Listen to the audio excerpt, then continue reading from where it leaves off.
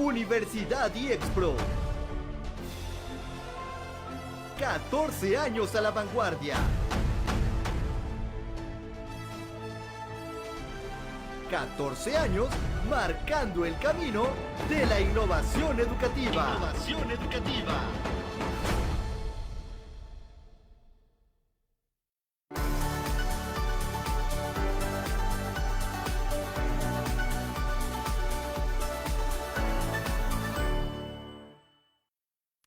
Hola, muy buenas tardes a todos y todas. Bienvenidos a un programa de Más Salud Mental para Todos, un espacio hecho especialmente para ustedes en donde promovemos la importancia de cuidar nuestra mente. Mi nombre es Cintia Alcocer y como siempre es un gusto y un placer estar en un programa más y que nos acompañen también en esta transmisión. Así también me gustaría presentar a mi compañero que siempre nos acompaña, el maestro Pedro Marín. Bienvenido, maestro, ¿cómo estás? Hola, ¿qué tal? Bonita tarde para todos y como siempre un gusto de poder estar en un programa más y sobre todo porque como todos los programas los temas son muy importantes, son de demasiada información que nos ayuda y justamente el día de hoy vamos a tocar un tema que se titula o se llama El impacto de la discapacidad física en la salud mental. En este programa vamos a explorar cómo la discapacidad puede influir en la salud mental, los desafíos que enfrentan las personas en su bienestar emocional, la importancia del acompañamiento psicológico, la empatía, la inclusión social para construir una vida plena y significativa. ¿Qué tal el tema del día de hoy? Pues muy bien, a mí me gusta mucho. Creo que este tema pues también hace alusión, ¿verdad?, al día 3 de diciembre, que es el Día Internacional de las Personas con Discapacidad. Entonces, pues esperamos que en este evento pues puedan encontrar información muy valiosa, ¿no? Ya vemos que el título es el impacto de la discapacidad física en la salud mental.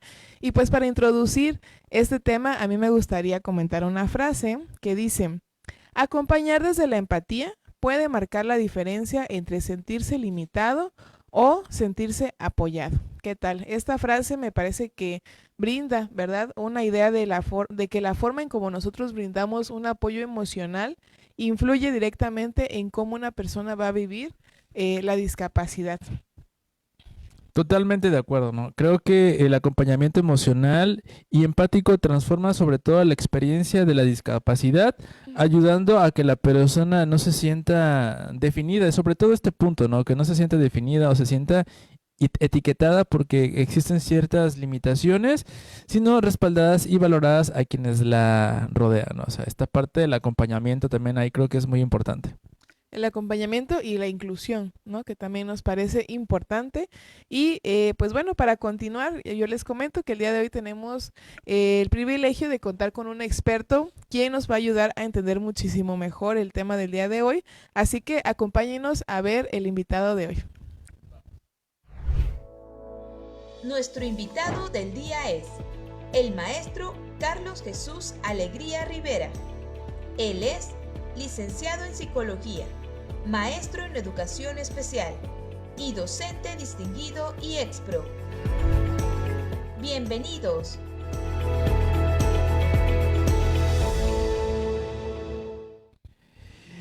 Y ya está con nosotros nuestro invitado del día de hoy y quiero invitarles al maestro Carlos Alegría Jesús Rivera. Bienvenido, maestro. ¿Cómo se encuentra el día de hoy? ¿Qué tal? Muy buenas tardes, un gusto saludarlos, bienvenidos. Siempre es un placer coincidir con colegas psicólogos y un tema relevante. De hecho, como bien decía por ahí Cintia, el día 3 de diciembre es el Día Internacional de la Discapacidad. Vienen actividades bastante relevantes en el estado también por parte de la Subsecretaría de Educación Federalizada. Viene una actividad bastante relevante por ahí. Ahí se van a enterar en las redes y pues como siempre IEXPRO no deja pasar estas oportunidades con temas relevantes hacia la sociedad como tal, ¿no? Excelente, muy datos muy importantes y como siempre me gustaría leer una pequeña reseña de nuestro invitado, maestro, si me permite. Bueno, licenciado en Psicología, maestro en Educación Especial, egresado de la maestría en Psicología Clínica y de la Salud, especialista en Tanatología y Cuidados Paliativos, psiconefrólogo y psicooncólogo, ¿aún hay más?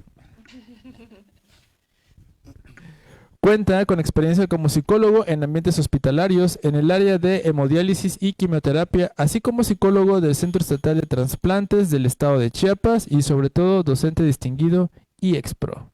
Bienvenido, maestro. Gracias de verdad por aceptar la invitación. Siempre es un placer que esté aquí con nosotros. Y pues bueno, también queremos que este espacio sea interactivo, así que los invitamos a que puedan dejar sus preguntas, sus comentarios, sus inquietudes en el chat de esta transmisión para que al finalizar brindemos una respuesta junto con el ponente. Así que pues si les parece, iniciamos, ¿va? Bueno, tenemos una primera pregunta que dice así: ¿cómo se define la discapacidad física y cuáles son sus principales causas? Lo escuchamos, maestro. Bueno, la discapacidad física está relacionada totalmente con aquellas personas que llegan a tener dificultades, llegan a tener adversidades para poder caminar, para poder desplazarse, para poder mover objetos, para poder trasladarse. No necesariamente hace alusión a alguna incapacidad intelectual, alguna afectación cognitiva, sino que únicamente se limita, ¿no?, a alguna alteración musculoesquelética en algunas ocasiones. Las causas, pues bueno, podemos encontrar causas de tipo congénito hereditarias por alguna situación en etapa prenatal, alguna infección por parte de mamá, alguna bacteria, algún virus, algo relacionado a esto, y ya en la etapa postnatal, sí, estaríamos hablando de posibles lesiones, accidentes cerebrovasculares, enfermedades crónico-degenerativas, pacientes que pueden llegar a caer en diabetes, por ejemplo, y lo dialogábamos, pie amputado, pie diabético, pie amputado, pérdida de la visión, retinopatía y demás, ¿no? Entonces estamos hablando de que son todas esas personas que llegan a presentar algún tipo de condición y se asocian al traslado, movimiento, caminar en lo cotidiano. Se pueden encontrar también factores asociados al lenguaje, solo que tenemos que ser muy estrictos en el diferencial diagnóstico precisamente para determinar los abordajes. Hay ciertas alteraciones que son de tipo congénitas hereditarias y pueden llegar a ser solventadas o compensadas, pero hay otras que debido a alguna condición de tipo crónico degenerativo, la recuperación del músculo, la recuperación del hueso o de la extremidad, ¿no? Esto ya no es del todo favorecedor, ¿no? Pacientes amputados estaría un tema relevante también por acá. Claro, ¿no? Sobre todo tener en consideración todas estas características, ¿no? Y abordarlo de una manera adecuada, creo que es la tarea más importante, ¿no? Sobre todo el impacto no solamente emocional, sino la parte de la aceptación de que ahora tengo algo, ¿no? Y digo tengo algo porque podría ser, como bien lo mencionaba, ¿no?, un pie amputado, una mano, alguna retinopatía, alguna afección. Y es muy importante trabajar esta parte, ¿no?, de aceptar y de también ir sensibilizándolo. Sí, de hecho, Guillain-Barré, Ajá, también sí. ese es otro tema, ¿no? Y que pueden llegar a ser detectados y pueden llegar a ser consolidados. Ahorita la neuroplasticidad, bueno, y una serie de cosas más está teniendo impacto. Incluso el manejo integral de pacientes en CA o renales crónicos detectados en una etapa 2, 3, pueden llegar a tener un adecuado funcionamiento, ¿no? Pero sí, o sea, aquí más que nada va la conciencia de un estado de salud, hábitos, porque también esa sería otra forma de acceder a un tema de discapacidad, o sea, los hábitos alimenticios, ¿no? Temas de obesidad, temas de trastornos incluso asociados de conducta alimentaria, anorexia, bulimia, que puede generar una anemia, convertirse en leucemias. O sea, les digo, o sea, también la cultura que como sociedad debemos de tener hacia los autocuidados. Salud mental principalmente, que creo que eso es algo que Capuy tiene en bandera, pero también los cuidados y los hábitos nutricionales. Por eso el campo de la psicología clínica está siendo transdisciplinar y se está poniendo muy de moda los famosos conceptos de psiconutrición, ¿no? El acceder a un plato de buen comer, pero no nada más porque estoy enfermo y me pusieron a dieta, ¿no? Sino porque propiamente lo que vamos buscando es un primer nivel, evitar la enfermedad, tener conciencia de salud y sobre eso rehabituar, ¿no?, nuestros estilos de vida, precisamente previniendo esto que acabamos de comentar. Así es. Y bueno, ahorita que decía esto, por ejemplo, usted que también tiene esta especialidad en psiconefrología, ¿no? Que de repente decimos, bueno, ¿y qué tiene que ver una cosa con la otra? Pero por supuesto, ¿no? La aceptación de cambios en esta parte de los riñones, ¿no? Mira, uno de los mayores problemas que tenemos en salud en Latinoamérica, México, Chiapas, es que no tenemos conciencia de salud. ¿Sí? Hacemos esto en el hecho de que únicamente ya vamos al doctor cuando nos sentimos mal. Sí, ya cuando el chochito no me funcionó, cuando el tecito de tila no, que el tecito de taray, la cola de caballo, que es lo que comúnmente se ve en los pacientes renales, ya no me fue funcional, que digo de que amanecí con los pies hinchados y digo que fue de ayer a hoy, cuando realmente esto es algo evolutivo. Eh, Esto es lo que conlleva a acceder a los servicios de salud en un segundo, en un tercer nivel y acceder a un trasplante de órgano, en este caso renal, trasplante renal.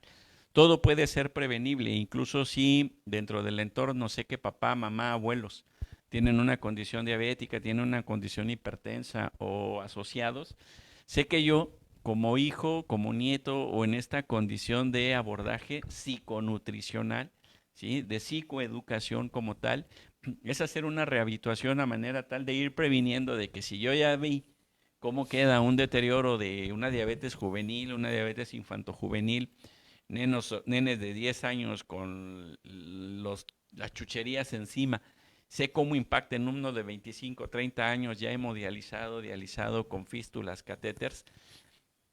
Tengo que prevenirlo desde el momento en donde yo identifico que mis padres pueden ser agentes hereditarios hacia mí, ¿no? Y a partir de ahí generar un stop de todo esto, hacer una rehabilitación y reconstruir un estilo de vida. O sea, no esperar a que llegue la enfermedad como tal, ¿no? Precisamente trabajar en una psicoeducación previendo todas estas condiciones que en algún momento pueden llegar a impactar, porque ya generar una discapacidad podemos llegar a decir, no, bueno, en el Hospital Gómez Maza ya está la clínica del pie diabético, que un saludo al doctor Gonzalo, el director de por ahí. Ok, tenemos una clínica de pie diabético, pero qué necesidad de tener una clínica de pie diabético, ¿no? O sea, qué necesidad de acceder a un proceso de amputación, empezar a trabajar técnicas de espejeo, prevenir el síndrome del miembro fantasma, porque pues, resulta que ya el pie colapsó, ya angioclínica, ya no tuvo la posibilidad de hacer intervenciones, las varices explotaron y el riesgo que implica, ¿no? El tener este tipo de condición, ¿no? Hacia la salud pública y lo más importante hacia la salud mental. Claro, ¿no? Como todos, como es el principio de la medicina, ¿no? La mejor medicina es la que se puede prever, ¿no? La medicina preventiva. Y justamente esta parte, ¿no? Creo que generar conciencia y empezar a cambiar no solamente todo, sino generar hábitos saludables, que es lo que al final de cuentas nos va a ayudar a que podamos prever muchas cosas que podemos estar lamentando el día de mañana, ¿no? Y para ello nos llega para la siguiente pregunta es, ¿qué impacto psicológico suele acompañar a la adaptación a una discapacidad física? Adelante, maestro. La autoestima.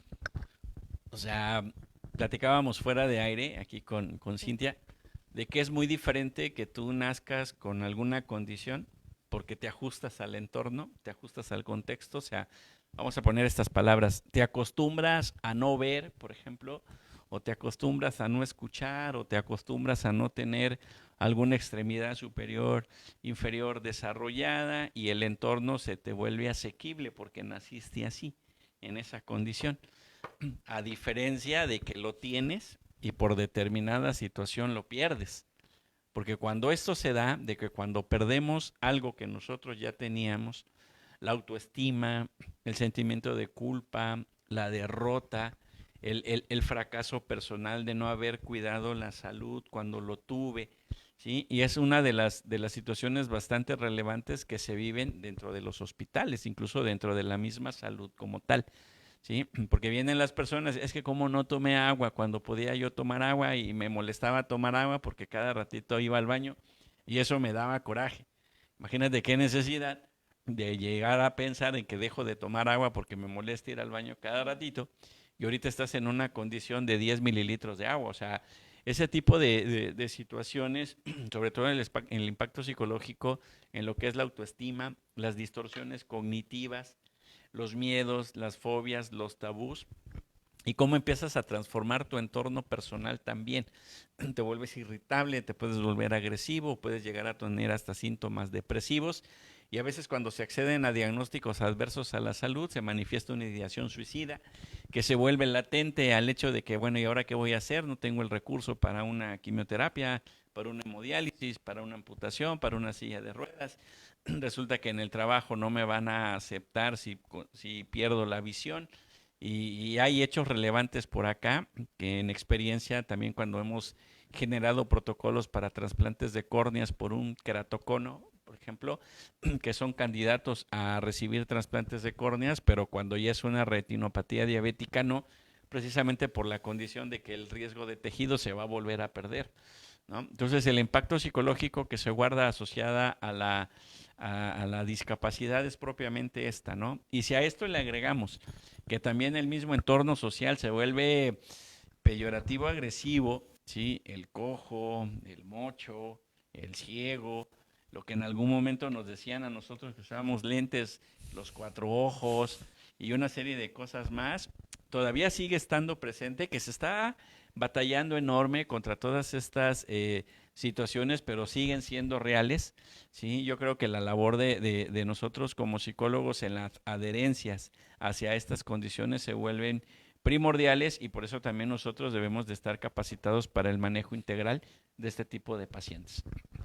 Por supuesto, creo que lo que menciona es bastante valioso, ¿no? El tema de la autoestima y de todos estos sentimientos alrededor, la culpa, el miedo, la incertidumbre, la desesperanza, que por supuesto que no solamente aparecen por la situación, o sea, imaginemos también esto desde otras situaciones que ya puede estar viviendo el sujeto, ¿no? Y que ahora pues además viene este impacto en una cuestión de una discapacidad adquirida, ¿no? Entonces, creo que esta parte también de la desregulación emocional pues existe, ¿no? Esta parte de transitar esta situación vaya acompañado o no, también influye, de mano de un profesional o no, también. Creo que hay varios factores que se pueden tomar en cuenta, que más adelante veremos. Claro, ¿no? Es muy importante y sobre todo hacer un poquito más de conciencia en todas estas situaciones que se van presentando. Y concuerdo con usted, maestro, no es lo mismo una persona que nace con alguna discapacidad a alguien que la está adquiriendo. Porque es como, literal, es un duelo, la pérdida de algo que es muy significativo para ellos. Pero obviamente todo esto se puede prever desde un inicio, ¿no? ¿Cómo? Cambiando hábitos, ser más cuidadosos con nuestra salud. Obviamente también sensibilizar a los papás y si es una condición que venga desde el nacimiento, ¿no? Eso también es muy importante considerarlo, ¿no? Porque también no es muy fácil decirle a los papás, ¿sabes qué? Tu hijo presenta esta condición, ¿no? Y así como que, ¿cómo? ¿No? Entonces también esa parte también es muy importante Sí, como dato exacto. extra, ¿no? O sea, el romper la negación y el acceder a la aceptación de que nosotros estamos en un ambiente o en una familia con factores de riesgo hereditarios que puede detonar una enfermedad crónico-degenerativa. O sea, no es de que nos haga débiles o que nos haga como frágiles, ¿no? Al contrario, eso da fortaleza porque rehabitúas, o sea, desde ahí, desde el entorno. Ahora, algo muy importante también, creo que estamos siendo partícipes de políticas públicas en donde hay universidades, en donde ya la escuela se está tratando de romper la famosa comida chatarra. Bueno, ¿qué tiene que ver la comida chatarra con la discapacidad? Pues es que caes en obesidad y generas un síndrome, o sea, al final todo va detonando ahí. Pero lo complejo es que las políticas públicas están buscando consolidar algo y afuera al niño le compro el chicharrín, ¿no? Exacto. O estamos tratando de regular el acceso a redes y demás, y el nene, pues bueno, tiene su tablet en casa y son las 12 de la noche, 1 de la mañana y sigue con el famoso, los dispositivos y se accede a algo que recién escuché, el vamping, no sé si habían escuchado de esto. El vamping tiene que ver viene de vampiros, tiene que ver con aquellos niños adolescentes que se pasan altas horas de la noche en los dispositivos electrónicos y al siguiente día cefalean, resacan, andas letárgicos y demás, pero no nada más termina allí, o sea, te afecta retina, o sea, imagínate obscuras con el dispositivo cerca, sí dirían nuestros abuelitos, se te calienta la vista y ahí vas y te pones el agua fría, mira el deterioro que esto tiene, ¿no? Entonces es ahí, no nada más son las políticas públicas, políticas de salud, la familia, pero también cuando nosotros tenemos una conciencia propia, creo que el autocuidado se vuelve relevante en este sentido. Claro, ¿no? Sobre todo en la parte de manejar buenos protocolos, ¿no? De atención y sobre todo también brindarles esa información a los familiares, ¿no? Quienes son que al final del día pues están conviviendo con los pacientes que presenten algún tipo de discapacidad, ¿no? Hacerlos entender, explicarles cuál es la situación, concientizar, sensibilizar y sobre todo brindar las herramientas o estrategias que se necesiten de acuerdo a la situación que se está presentando. Correcto. Así es, y bueno, pasaríamos retomando esto a la siguiente pregunta que dice así: ¿de qué manera la discapacidad física afecta la autoestima y la identidad personal? Que sería ya un poquito más enfocado a lo que mencionaba, Sí, maestro. pues se rompe, voy a dar la respuesta que le va a gustar aquí al maestro Pedro. Se rompe tu yo. Sí. ¿No? O sea, se lastima esa resiliencia, se lastima ese yo, se vulneran y ya no, y tus mecanismos de defensa ya no tienen la posibilidad de dar respuesta a las exigencias ambientales. Empiezas a dudar de tus capacidades, empiezas a dudar de tus habilidades, porque con esto arrancábamos el día de hoy precisamente en la pequeña charla, ¿no? O sea, el hecho de que yo tenga una discapacidad física no significa que me imposibilita intelectualmente a realizar determinadas actividades. De hecho, vemos por ahí Steve Hawking y demás, con todo el avance que se generó de neuroplasticidad y en la actualidad todo lo que es IA y demás. Yo creo que estamos en una época diferente en donde si logramos un buen acompañamiento, un buen ajuste a contexto, realidad, una aceptación de yo, en el sentido del no por qué, sino el para qué accedí a esto, o para qué me pasó esto, o para qué me dieron tal diagnóstico, podemos reconstruir un sentido propio de vida, ¿no?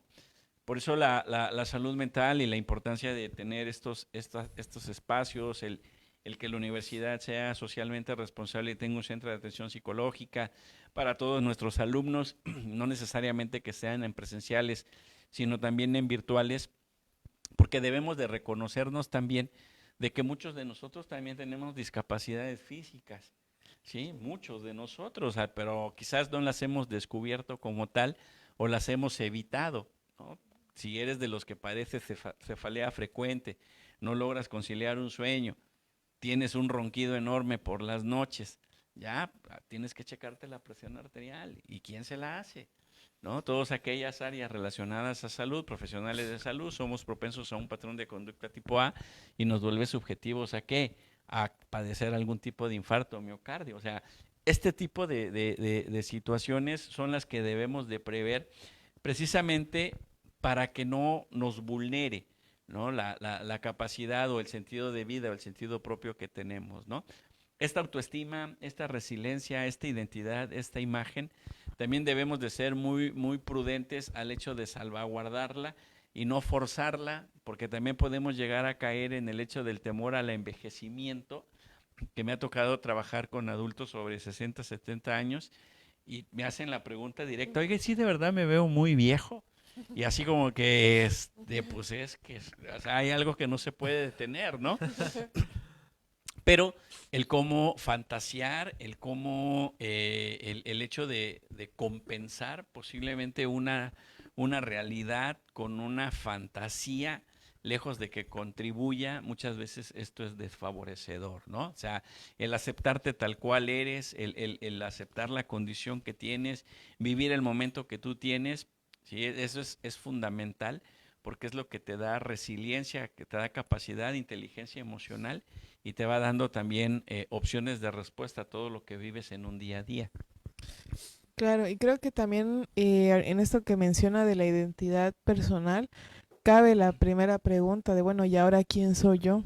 ¿No? Pareciera que la persona que yo era antes queda totalmente, ¿cómo se le dice? Como clausurada, o sea, ya no existe, pero la realidad es que también existe esta parte de la reestructuración, ¿no? Que se puede volver a reconstruir. Por supuesto que pienso que la identidad de alguna u otra forma se va a ver afectada, pero pues va a depender también de los recursos de la persona para que pueda decir, bueno, no, tal vez antes podía tener no sé, oportunidad de realizar tal actividad, pero ahora pues puedo desarrollar otras, ¿no?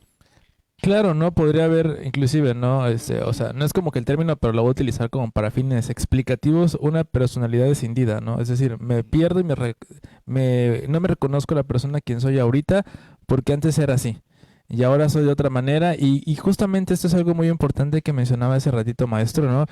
El de una discapacidad física, o sea, no va a afectar directamente tu capacidad intelectual, ¿no? Puedes hacer muchas cosas y eso es algo que todos los seres humanos tenemos, ¿no? La capacidad de podernos adaptar al medio y a las circunstancias, pero también todo depende de cómo nosotros nos estemos percibiendo. Y ahí es esta parte, ¿no? El hecho de aceptar que tengo algo que no tenía, hablando de una pérdida, y ya ahorita tengo que aprender a vivir de esta manera, pero también un punto importante, ¿no? O sea, entendemos que es la autoestima, pero también la aceptación, ¿no? Tengo que aceptar ahora que soy de esta forma, pero no significa que pierda el mismo valor, sino simple y sencillamente soy la misma persona, nada más que ahora tengo que aprender a adaptarme a este cambio y obviamente la red de apoyo es la que va a influenciar demasiado para estos bajones emocionales que se puedan tener, ¿no? Y comenzar a actuar de manera más activa, ¿no? Y justamente esto nos lleva a la siguiente pregunta. ¿Qué papel juegan los estigmas sociales en el bienestar mental de las personas con discapacidad física? Adelante, maestro. Es que ese es el mayor problema.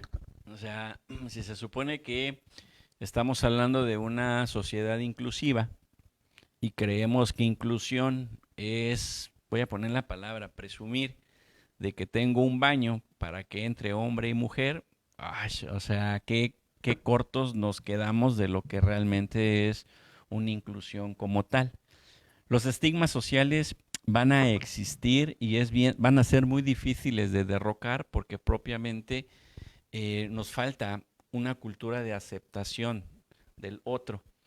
Ya de por sí es bastante complejo el aceptarnos a nosotros mismos tal cual somos y creo que esa sería la base para poder consolidar una nueva sociedad, el aceptarnos tal cual nosotros para poder aceptar a los demás. Pero como no estoy contento y total agrado para conmigo mismo, pues ando viendo de qué manera hacia el entorno también perjudico, agobio y estigmatizo. Se hizo más visible el hecho de las palabras como bullying, ¿sí? Se hizo más visible el hecho del racismo, se hizo más visible el tratar de generar espacios inclusivos.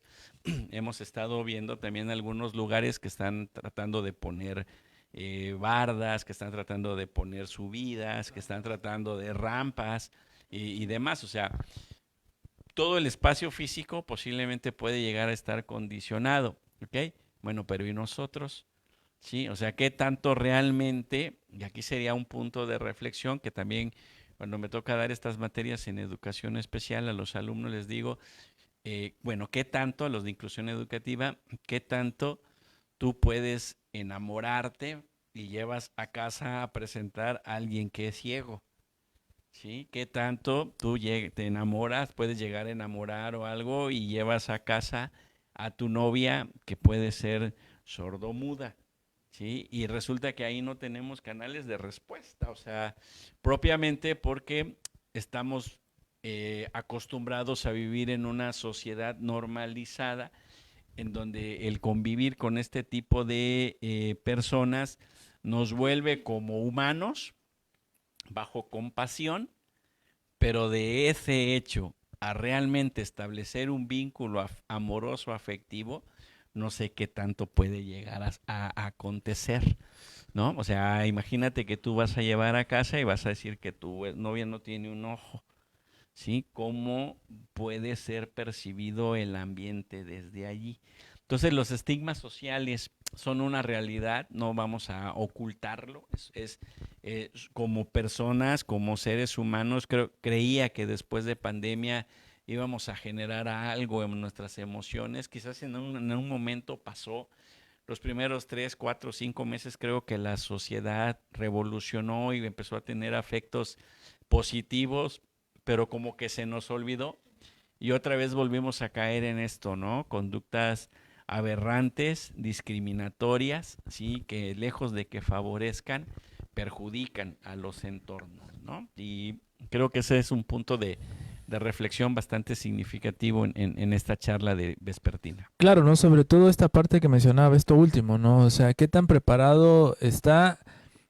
Y sí es verdad, la familia, tal vez yo no considero algún estigma o para mí es una persona, porque a veces también hablando de los estigmas, pareciera que creen las demás personas, y lo voy a generalizar, que una persona con una discapacidad no siente, o que una persona que es ciega no se puede llegar a enamorar, o cuestiones así, ¿no? Como que lo ven muy fantasioso y hasta eso me ha tocado ver, ¿no? Que una persona con alguna discapacidad visual hasta se sorprende, es que tiene novio, así como que, o novia, así como que, wow, y así de, o sea, es lo más normal, o sea, digo normal entre comillas, es lo usual, o sea, debe de pasar, es una persona que siente, que piensa, solamente no tiene no sé, perdió la vista, por ejemplo, pero eso no significa que no piense, que no sienta, que no pueda desarrollarse, o sea, puede ser una vida, obviamente, sí diferente, porque no ve. Pero quitando ese pequeño puntito, ¿no? Puede hacer todo lo demás, ¿no? Hemos visto grandes personas que, por ejemplo, no tienen brazos y tocan la guitarra. Y yo diría, hasta tocan mejor que yo, ¿no? Sí, pues ahí está Tony Meléndez, Sí. es un pues, personaje célebre, la historia de Helen Keller, ¿no? Si vamos más para atrás está Beethoven, bueno, y si nos vamos... O sea, hay. Y no tenemos que recurrir tanto a esto, de hecho nosotros, desde la actualidad, podemos conocer varias personas que son relevantes en la escena. Dentro de la psicología, INS Bienestar, está Rosenberg Román, un saludo al Rosenberg, que la está armando ahí con las leyes de personas con discapacidad.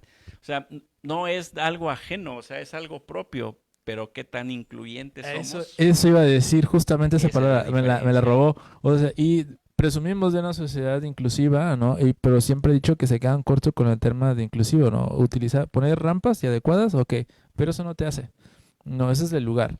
O decir es que somos inclusivos, pero dentro de la misma proceso de inclusión hay una estigmatización, ¿no? Como que los van separando. Entonces, así como que, ok. ¿De qué se trata? Y se va para más ese tema, ¿no? Sí, va.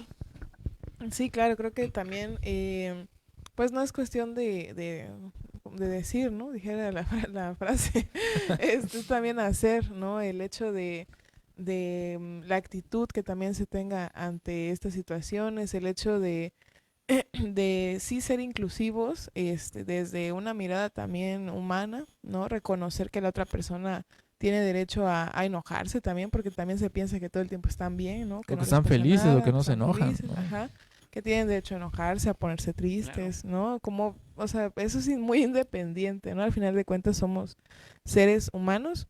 Y pues bueno, pasando ya a la última pregunta, maestro, tenemos la siguiente.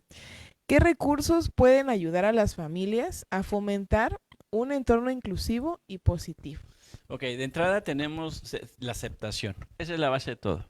El aceptar que yo, al igual y tengo una condición o tengo un familiar que está en determinada condición.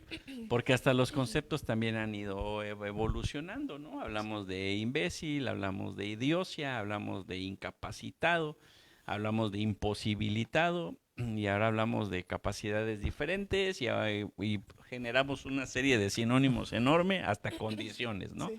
Sí. Pero partimos de la aceptación. La segunda, la familia tiene que aprender de entrada a socializar con la persona dependiendo si nació así o lo que está atravesando, la discapacidad física que está atravesando fue adquirida. Porque si fue adquirida, el entorno tiene que aprender a socializar con la persona a través de los ojos. Es decir, si yo voy a trabajar o voy a dialogar con una persona que está en silla de ruedas, lo que tengo que hacer es situarme al nivel de y dialogar acá. ¿Sí? Y cuando yo me acerque acá, tengo que ver a los ojos, no tengo que ver las extremidades, ni el deterioro, ni la malformación. Si voy a dialogar con una persona que no tiene un ojo, ¿sí? O que tiene alguna malformación auricular o algo, tengo que situar mi vista a la vista de él, ¿sí? Porque si mis ojos se van hacia donde no está el ojo, el paciente o el sujeto me está viendo y lo vulnero. Porque así como que, mírame aquí, no aquí, porque aquí no tengo nada. Pero la naturaleza de nosotros es enfocarnos en donde está la debilidad, la discapacidad. Y ese es un entrenamiento que nosotros tenemos que hacer, o sea, ese es un entrenamiento que nosotros debemos de llevar, ¿sí? Cuando nosotros vemos, por ejemplo, en el hospital, a los que tienen el catéter, a los que tienen fístulas y demás, debo de tener el acercamiento y si se me favorece el contacto es acá, ¿no? A donde está la fístula, a donde está el catéter, ¿sí? Y a los ojos, porque esa es una forma que te acepto desde donde estás, ¿sí? Pero estoy hablándote a ti, a los ojos, no le estoy hablando ni a la fístula, ni al marcapasos, ni a la atrofia, no, sino que te estoy hablando directamente a ti. Entonces la familia se tiene que empezar a trabajar desde allí. Por eso la importancia también de tener asesoramiento en salud mental por estos pequeños, grandes detalles que créanme hacen diferencia cuando tú haces abordaje con un paciente.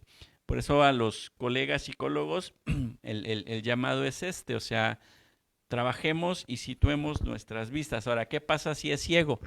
Te tienes que hacer presente, ¿sí? O sea, el contacto, aunque hay algunas teorías que dicen que esto no va, que porque las transferencias y demás, el contacto es una realidad y trabajamos bajo escuelas humanistas también.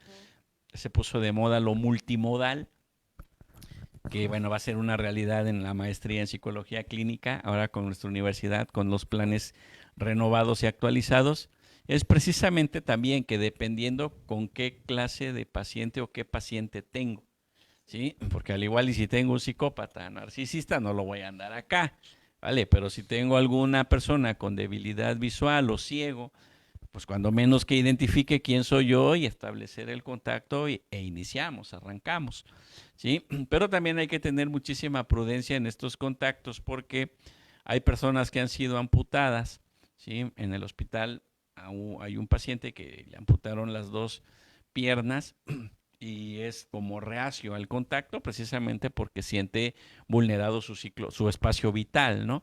Pero pues todo esto te lo va a ir dando la experiencia, todo esto te lo va a ir dando el abordaje y la familia tiene que adecuarse, la familia tiene que adaptarse y vivir un proceso de reajuste emocional hacia esta nueva etapa que les está tocando vivir. Excelente. Sobre todo esto, ¿no? Es muy importante, como bien mencionaba, ¿no? El contacto visual, porque al final te estoy viendo a ti, estoy viendo a la persona, no estoy viendo la discapacidad, no estoy viendo la atrofia, no estoy viendo lo que tienes, sino eres tú. Y eso es algo muy importante porque muchas veces diríamos, ¿no? El ser humano está como que acostumbrado a ver lo que no es parte de la persona, ¿no? Ajá, entonces, si yo veo a alguien que, por ejemplo, inclusive, que está fracturado, te estoy hablando y de repente ya le ando viendo el brazo, ¿no? Y entonces es como decir, hey, estoy arriba, ¿no? Acá estoy. Y eso es una fractura, o sea, no es una pérdida, es una lesión. Pero una persona que si le estoy hablando y estoy viendo donde no está el brazo, donde está la amputación, ellos se percatan de, ok, me estás viendo dónde, ¿no? Porque es muy fácil desviar la mirada y que la otra persona capte a dónde estoy viendo, ¿no? Sí. Y entonces, si yo te estoy viendo, un ejemplo, ¿no? Imaginemos que Cintia, no sé, no tiene un dedito, ¿no? Y de repente estoy viendo y veo que agarra el micrófono, pero tiene su dedito. Su dedito chiquito, así, y lo veo, es muy fácil que ella esté viendo mi dedo, ¿no? Eso. Y eso va a generar algo también, un impacto hacia la otra persona, como de, ya me está juzgando, ya está haciendo algo, y no, o sea, es ver justamente esta parte, ¿no? Estar con la persona, ¿no? Presente, ¿no? Viendo lo que no hay entre comillas, ¿no? Así es, incluso desviar el tema, ¿no? Porque a veces se vuelve ya el tema de siempre. ¿Y cómo vas? ¿Y esto? ¿Y qué te pasó? Y, o sea, como que revivir la experiencia, creo que también es parte de decir, ¿sabes qué? O sea, mi vida es mucho más que esto que me pasó, ¿no? Sí, porque luego es como digo, ok, tenemos curiosidad de lo que pasó, pero hay momentos para poder hablar de ello. Y hasta eso si la persona te da la apertura para poder hablarlo, porque a veces hay personas que, no lo hagan, ¿no? Que ya van directo, ¿no? Así como de que, oye, cuéntame, ¿cómo fue eso, no? ¿Y qué te pasó? Oye, ¿cómo se siente? ¿Estabas bien? Y ahora mira, o sea, y todavía lo dicen así, mírate cómo estás, y así de... Y viene la recriminación, ¿sabes? Te lo dije. Ajá. O sea, así como que, oye, espera. Y es que tienes que hacer esto, o el famoso te lo dije, ¿no? Yo iba a decir una palabra que digo mucho en el trabajo de... Y entonces es como que decir, o sea, estás viendo lo obvio, ¿no? Así, váyase la redundancia, pero al final de cuentas es justamente eso, ¿no? Trabajar y bueno, justamente eso, ¿no? Trabajar y trabajar para bien. Apropiarse del aditamento. Me estaba acordando del concepto. Se le denomina apropiarse del aditamento, es decir, mi riñón no está funcionando, tengo un catéter. El catéter está haciendo la labor mediante la máquina que mi riñón no puede. La fístula es derivado, o sea, es la apropiación del aditamento tiene que ver propiamente al hecho de que esto no es ajeno a mí, es parte mía. Y por este momento lo estoy usando porque es lo que me permite estar en función. Sí. Y justamente eso pasa con las prótesis. Los que esguinzan, por ejemplo, los que fracturan, por ejemplo, pueden llegar a caer en irritabilidad y el entorno irrita porque resulta que la que comúnmente o el que comúnmente lo hacía, por el momento no puede. Y tiene que adaptarse quizás a una bota walker, tiene que adaptarse a muletas y dependiendo del nivel de esguince o fractura, el desplazamiento y luego la casa no está pensando hay escaleras, o sea, es el entorno y la solidaridad, la empatía, que es bien difícil en el entorno familiar porque también se vuelve en algunas ocasiones cansado, pero la posibilidad de diálogo, ¿no? Se vuelve vital para evitar conflictos, ¿sí? Dentro de estos entornos familiares. Mira, algo tan mínimo que pudiera ser un esguince, muletas, bota walker, Sí. lo que significa para el entorno, ¿no? Claro, ¿no? Es esta parte de la capacidad de, uno, aceptación y de adaptabilidad al medio, ¿no? Creo que eso es lo más importante, decir, ok, o sea, sí te estás lastimado, pero eso no significa que no lo puedas hacer, o sea, si tú te centras en el proceso de recuperación, llegas a tus rehabilitaciones, etcétera, etcétera, o sea, lo que te pudieron haber dicho el pronóstico de 3 meses lo puedes reducir a la mitad siempre y cuando la disposición de hacer esto, ¿no? Así es, creo que esta parte es muy interesante, tendríamos mucho de Sí. qué hablar en otro programa, porque sin duda es parte del impacto, ¿no? Que no solamente sufre la persona, sino su entorno.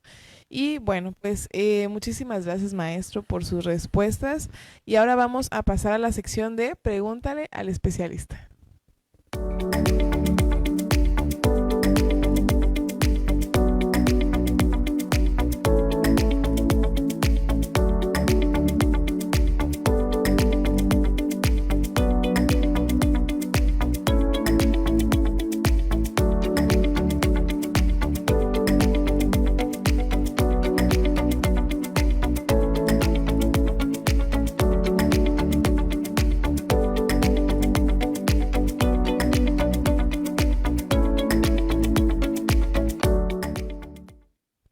Bien, pues estamos de regreso en esta sección, Pregúntale al especialista.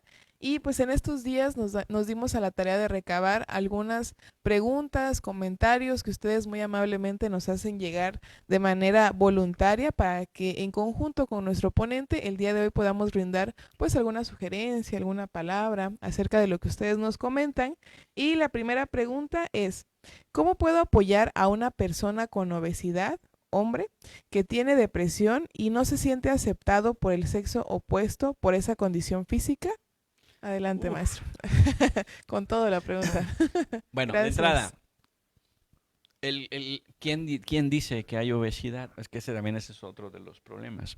O sea, sabemos de que no es hablar de obesidad nada más porque sí.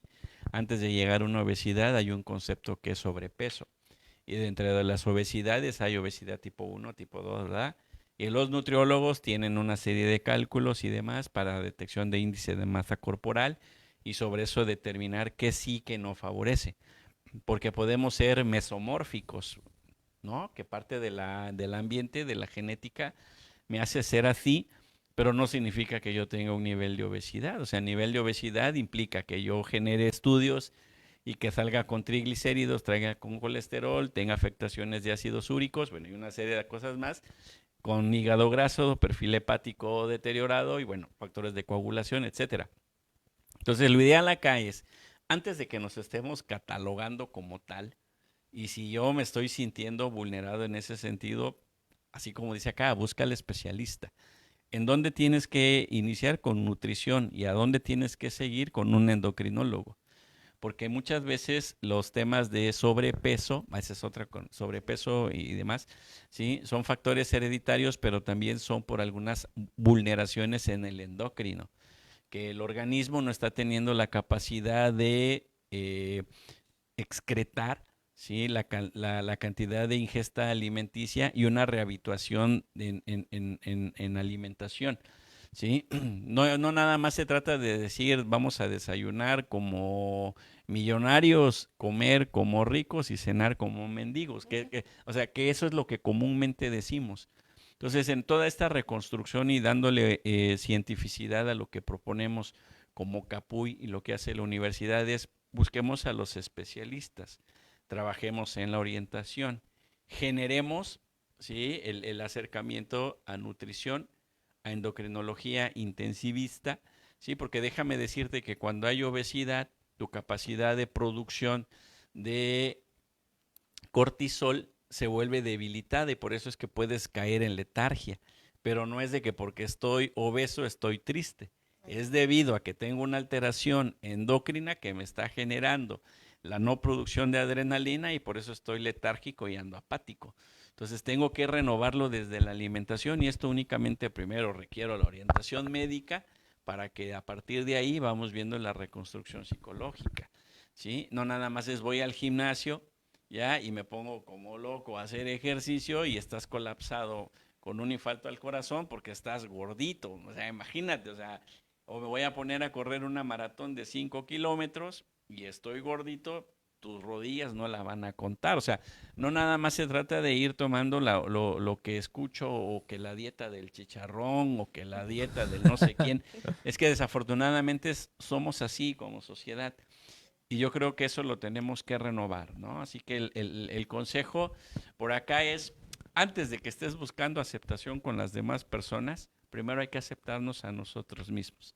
Si yo ya identifiqué que tengo algo de mí que no me agrada, empiezo a trabajar sobre ello, buscando que a los expertos, para que no tome yo decisiones inadecuadas y posteriormente vayan a impactar en el estado de salud y termine yo enfermando de otras cosas, ¿no? Así que mucha atención por allí. Ya de igual manera, si requieres orientación, pues aquí están los colegas psicólogos y podemos contribuir contigo.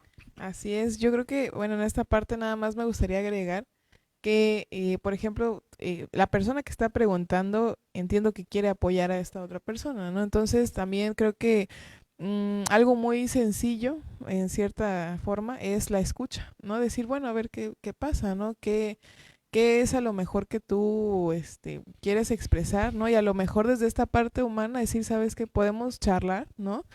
Pero sí te sugiero tal vez esta parte, ¿no? La parte profesional, no solamente psicológica, sino también atender las otras necesidades físicas, ¿no? Orgánicas.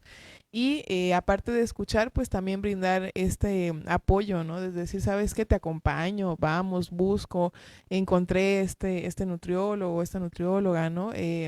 A fin de que la persona pues también se sienta apoyada, ¿no? Claro, O escuchada. y no es caro, porque también hay universidades que en servicio social ofertan estos servicios, o sea, es como bien decías, o sea, es de buscar, ¿sí?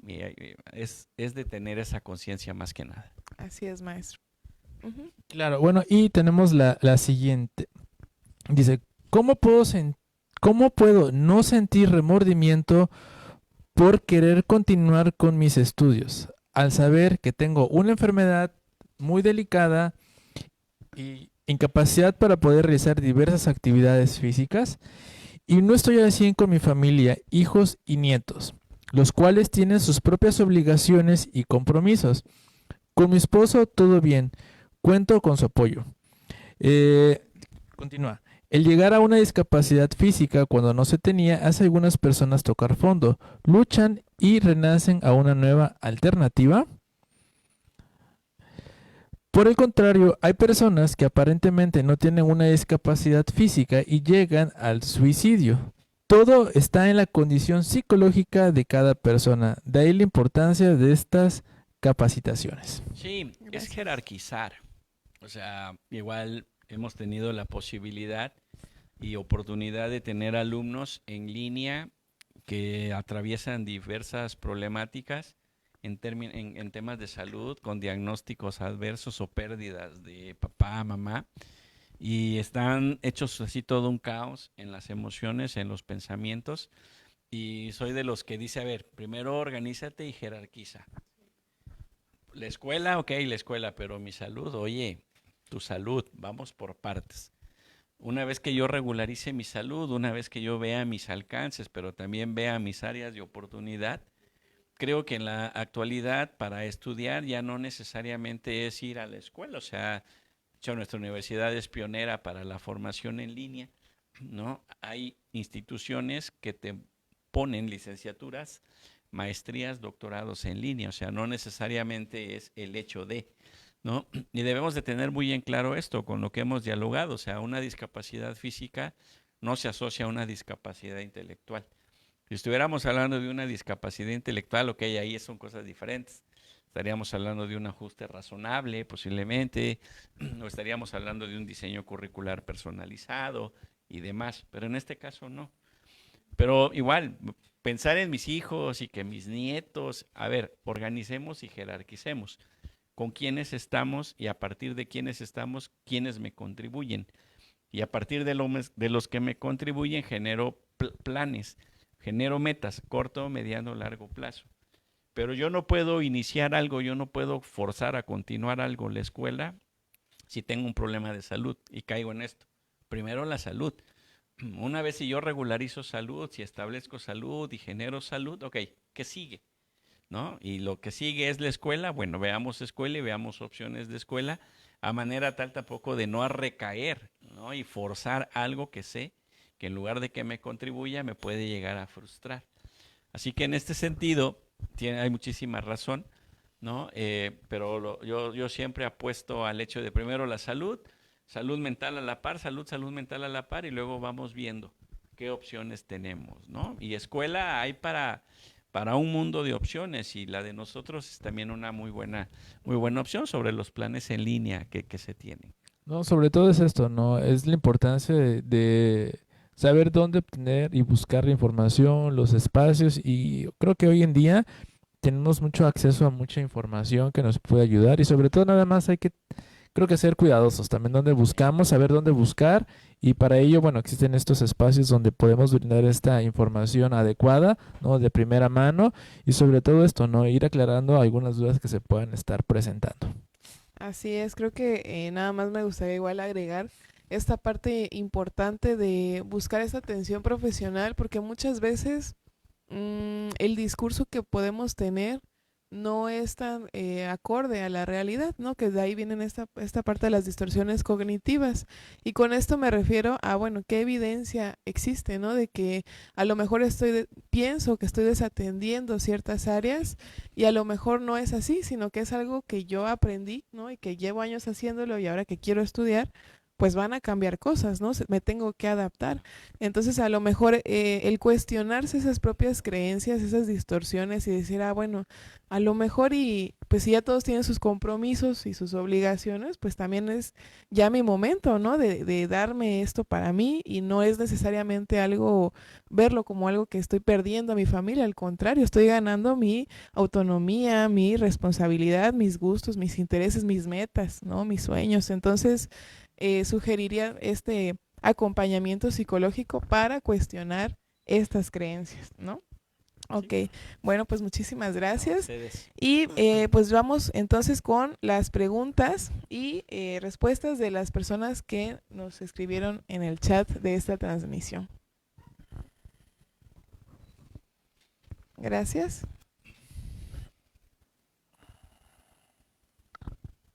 Ok, tenemos la primera pregunta. Jesús Medina nos pregunta, cuando una persona nace con una discapacidad, ¿cómo debe de ser el apoyo psicológico de los familiares?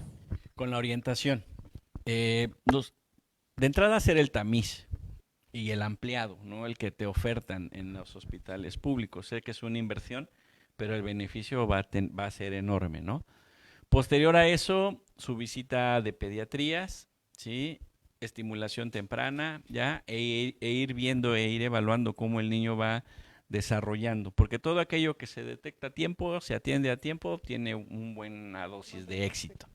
¿sí? Reflejo de moro, reflejo de pinza, si son 6 meses y sigue teniendo la mano acá, es un indicador de discapacidad intelectual. Si no tiene reacción a sonido izquierdo o derecho o reacciones visuales, ahí puede ser sordo, puede ser mudo, puedes descartar también autismo. O sea, son un mundo de cosas, ¿no? Por eso la importancia de que papá y mamá estén íntegros en el cuidado para con los hijos.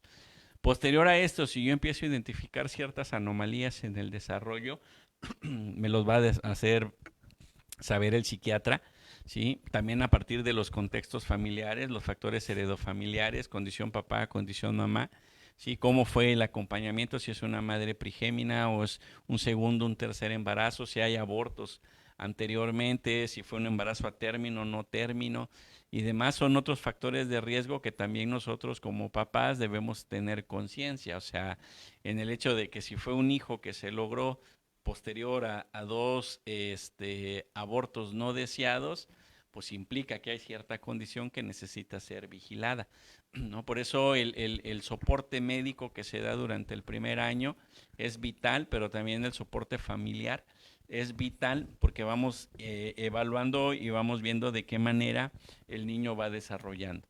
Si identifico que no ve, que no reacciona, que no va, bueno, tengo que hacer el descarte biomédico y dependiendo de la sugerencia, neuropediatría, neuropsiquiatría, paidopsiquiatría, paidoneurología, ¿sí? Vamos viendo también las necesidades que se puedan llegar a necesitar, o sea, al igual y si es débil visual ciego, puede ser retribuible a cirugía, igual si es sordomudo, puede haber una afectación no necesariamente Wernicke-Broca, sino puede haber una anomalía en tímpano, oído medio, puede ser por una otitis, ¿sí? Derivado de un embarazo de alto riesgo y entró en contacto el bebé con líquidos de mamá y eso generó la infección, por eso se lastimó visión. O sea, son muchos elementos que sí conviene estar muy atentos en el desarrollo de nuestros hijos, ¿no? Yo siempre soy de la idea que todo aquello que se detecta a tiempo tiene un buen pronóstico. Y en ese sentido, pues más que nada una persona con una discapacidad, cómo debe de ser el apoyo estando al pendiente de ellos, ¿sí? No abandonando las consultas de pediatría, las vacunas que se vuelven pilares, la estimulación temprana y la observación de la conducta. De hecho, Erickson lo dice, la base de la autonomía de los pequeños se da del 0 al primer año. Tenemos 365 días para generar la seguridad en nuestros hijos. Después del año y medio puede recurrir allá a otro ambiente y bueno, se vuelve fortalecido, ¿no? Pero sí, o sea, el estar muy al pendiente de todo esto es el mejor apoyo que le podemos dar a nuestros hijos. Excelente, maestro. Muchísimas gracias por sus respuestas a estos comentarios que nos hacen llegar. Muchísimas gracias. Y pues uno de los objetivos que buscamos con este programa es dejar recomendaciones sobre el tema que acabamos de abordar, ya que algunas personas pues a lo mejor es la primera vez que escuchan acerca de esto, así que nos gustaría brevemente que nos comentara sus recomendaciones.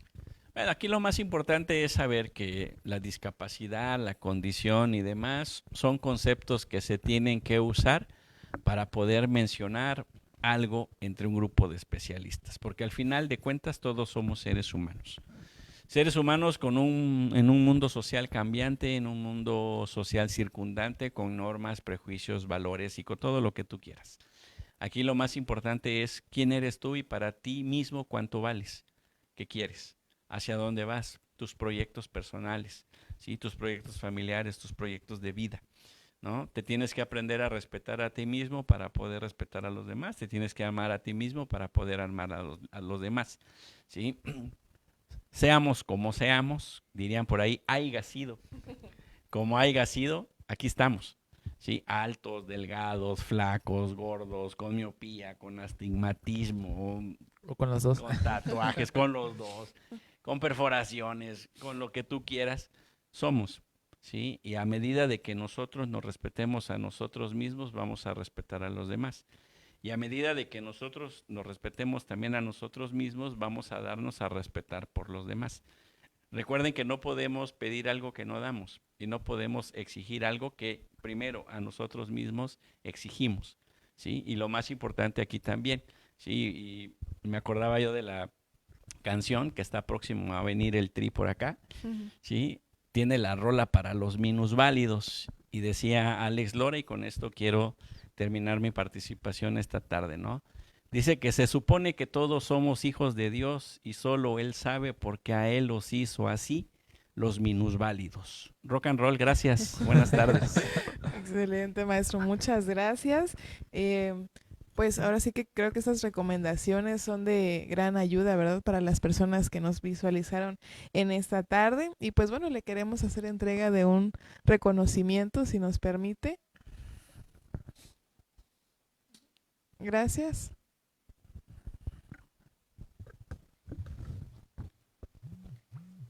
La Universidad IEXPRO otorga el presente reconocimiento al maestro Carlos Jesús Alegría Rivera por su destacada y valiosa participación en el programa de Más Salud Mental para Todos, con el tema El impacto de la discapacidad física en la salud mental, realizado en las instalaciones de la Universidad IEXPRO en Tuxtla Gutiérrez, Chiapas, el día 1 de diciembre de 2025. Le hacemos entrega, maestro. Gracias a usted. Y pues ha llegado el momento de despedirnos, recordando que si quieren saber más información sobre los temas que abordamos, pueden seguirnos en nuestras redes sociales y ser parte de la comunidad activa para enterarse de todos nuestros eventos y actividades que tenemos preparado para ustedes. Muchísimas gracias por acompañarnos en esta transmisión y esperamos que nos puedan acompañar en nuestro siguiente evento, el cual es un programa especial de Más Salud Mental para Todos, el día lunes 15 de diciembre a las 5 de la tarde, abordando el tema la importancia de la reflexión y la introspección en el cierre de año. Va a estar muy bueno, así que no se lo pierdan. Maestro, ¿algunas palabras para despedirnos el día de hoy?